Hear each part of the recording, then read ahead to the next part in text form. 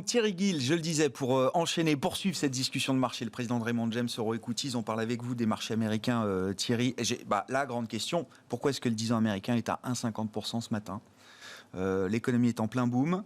On avait vu un petit mouvement quand même assez fort sur les taux américains depuis plusieurs mois, mais février-mars avait été un moment quand même assez fort avec un pic atteint à 1,79% sur le 10 ans américain. On est à une semaine de la réunion de la Fed.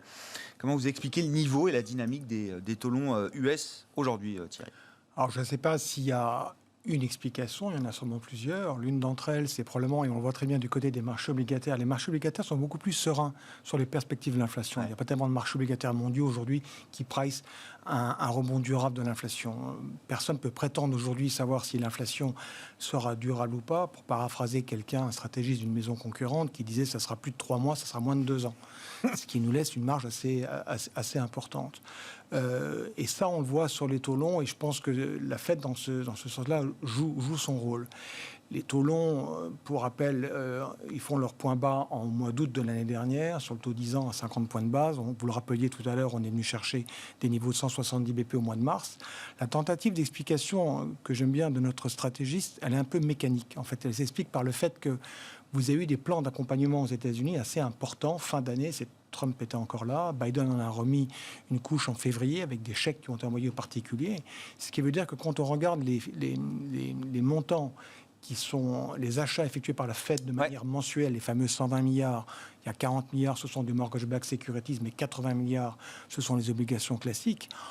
En pourcentage du déficit, à partir du moment où vous avez... Il y a un graphique, vous nous avez apporté un graphique, on va peut-être pouvoir le voir, Thierry, effectivement, alors qui montre bien ce passage de relais en permanence là, entre la dynamique du marché obligataire et le poids de la Fed, qui varie en fonction, alors vous dites, du déficit qu'il y a sur le marché à combler, c'est ça C'est ça, c'est-à-dire que la ligne orange, c'est effectivement la ligne du taux 10 ans US, elle est montée jusqu'à 170 BP, elle se calme ces dernières semaines, depuis pratiquement 2 mois, et vous voyez que la ligne bleue a eu tendance, alors on ne voit pas très bien les dates là, mais a eu tendance à baisser à un moment donné, ça c'était l'ampleur du déficit américain qui s'est creusé, ce qui veut dire que comment je pourrais appeler ça, la Fed, le rôle de pompier de la Fed qui achète en fait des obligations de trésor a été moindre.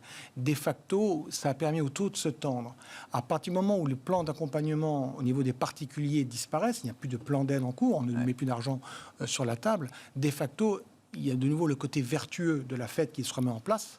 Alors, voilà. Après, ça, c'est ce qui s'est passé aujourd'hui. Moi, ce qui m'intéresse, c'est ce qu'il va y avoir dans les prochains mois. Et globalement, nos stratégistes pensent quand même que les taux n'ont rien à faire dans les niveaux actuels. Ils devraient se retendre, mais sur des niveaux qui restent raisonnables. Je l'avais dit il y a un mois, je vous le redis aujourd'hui, il faut toujours resituer les taux à l'aune de ce que la croissance du PIB. Je ne sais pas si, comme on le disait tout à l'heure, on sera à 7% cette année aux US. C'est pas impossible qu'on ait des taux qui se rapprochent sur des niveaux chinois en quelque sorte. Et si vous avez une inflation avec des taux longs à 1,80 voire 2%... Ils sont autour de 3% le 10 ans chinois. Oui, mais la croissance du PIB, elle est... Oui. Mais voilà, donc... voilà, donc l'idée, c'est de se dire...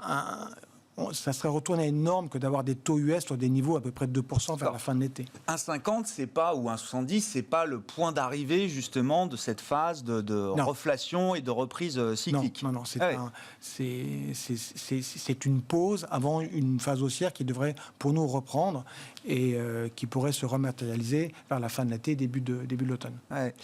Sur le plan des marchés justement, alors dans cette perspective-là, Thierry, qu'est-ce que vous voyez encore comme opportunité les équipes de Raymond James sur un marché américain où là aussi on a un sentiment que ça piétine un petit peu. Le marché européen d'ailleurs est un peu plus fort que le marché américain depuis quelques semaines, quelques mois maintenant. Comment vous regardez la consolidation des indices américains et où est-ce que vous estimez qu'il y a encore des opportunités, un risque-rendement intéressant entre des valeurs toujours très chères pour certaines d'entre elles et puis d'autres qui ont rattrapé aussi considérablement?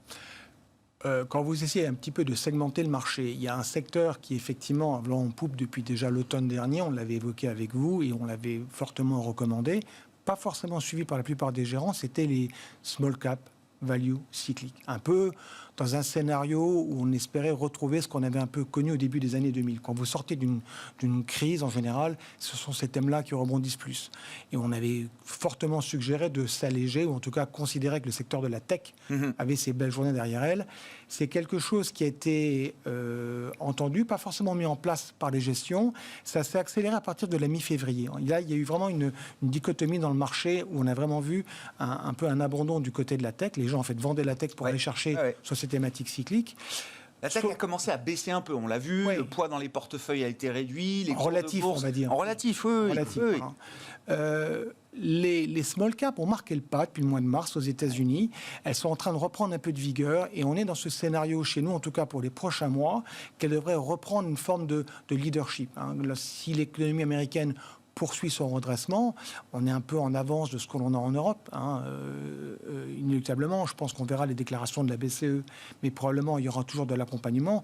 Aux États-Unis, aujourd'hui, très clairement, on en parlait tout à l'heure, les propos de Yellen, en tout cas en ce qui me concerne, je ne crois pas une seconde qu'elle ait fait de gaffe lorsqu'elle a évoqué éventuellement la possibilité de la fin d'un tapering. Aujourd'hui, c'est une discussion qui est ouverte. Oui, le début d'un tapering. Enfin, le début d'un tapering, voilà. Je comprends.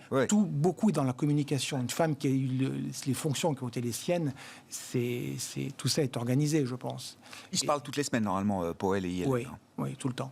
Tout le temps. Alors on verra, il y a les chiffres du CPI qui sera connu demain. Il y a la réunion du FOMC la semaine prochaine. On verra un peu ce qui s'en dégage. On sait que les chiffres du mois dernier ont été en partie impactés par pas des variables un peu exogènes, mais le CPI, c'était en partie lié aux véhicules automobiles d'occasion. Le PPI, c'était la hausse de l'acier. Bien sûr, mais ça, des hausses à 10 ou 20% respectivement pour l'un et l'autre, ce n'est pas des choses qui seront pérennes, ça ne va pas durer dans le temps, ça va se réduire. Donc ça veut dire que les dynamiques de marché qu'on a observées ces derniers mois, qui se sont un peu calmées, sont pas mortes. C'est des dynamiques qui sont amenées à durer. Oui, c'est ça, à durer. Oui. Oui, je suis dans j'essaie de... Je ne change pas de véhicule. Voilà. Et les idées, parce que c'est un peu toujours la même histoire, c'est de savoir dans ce cas-là, qu'est-ce qu'on fait. Alors en directionnel, j'ai tendance à dire à mes clients avec un SPI à 4220 ou 4230, on a l'objectif qu'on s'était fixé chez Raymond James en début d'année, on y est. On a un scénario boule à 4004, c'est possible, mais ce qui en relatif laisse espérer des gains de 3 ou 4%. En même temps, donner des objectifs sur des indices, c'est quelque chose que j'aime pas trop parce que c'est très casse-figure en quelque sorte. Par contre, l'idée, c'est de savoir est-ce qu'il y a des discrepancies, comme on dit en anglais, est-ce qu'il y a des opportunités. Alors, on avait évoqué le mois dernier la thématique en partie de l'immobilier et de ce sous-segment des entrepôts. C'est toujours une thématique qu'on aime énormément. Moi, j'ai beaucoup joué aux États-Unis la thématique du plan de relance de Biden, avec des thématiques, et je pense qu'il va avoir gain de cause. On ne l'a pas évoqué, mais d'un point de vue politique, nous pensons chez Raymond James que les discussions entre démocrates et républicains sur le plan de relance d'infrastructure, elles vont avorter. C'est-à-dire qu'en fait, vous avez... oui, c'est un peu ce qu'on est en train de comprendre d'ailleurs aujourd'hui. Les discussions ne se passent pas de manière très fluide et ça paraît logique.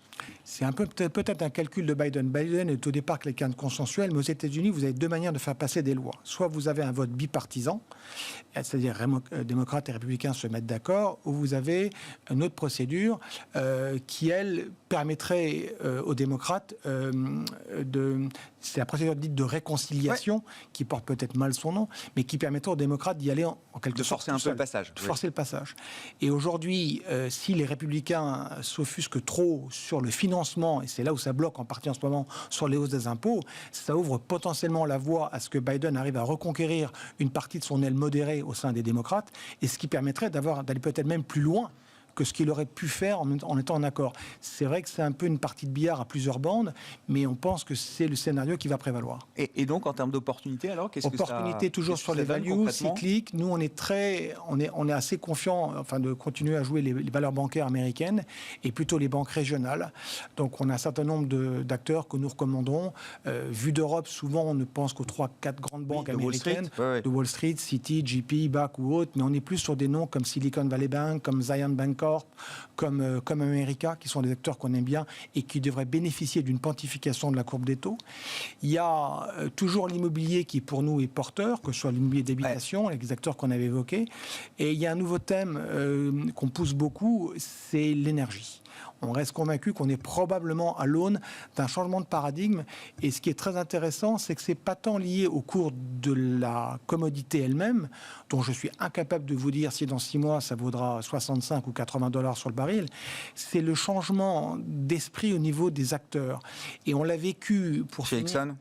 Ce qui s'est passé au bord des grands pétroliers américains, oui, par exemple. C'est-à-dire que l'idée, c'est de générer du free cash flow. On n'est plus dans une logique où pendant des décennies, les gens qui étaient dans le secteur de la commodité et du pétrole en particulier, c'était d'acheter du terrain, hypothétiquement découvrir des zones géologiques avec du pétrole qui est enfoui en dessous, que ce soit du conventionnel ou non. Ouais. On est dans une logique de génération de cash. Et quand vous regardez l'histoire de la bourse américaine des 20 dernières années, vous avez 4 secteurs qui ont fait cette même révolution intellectuelle en quelque sorte.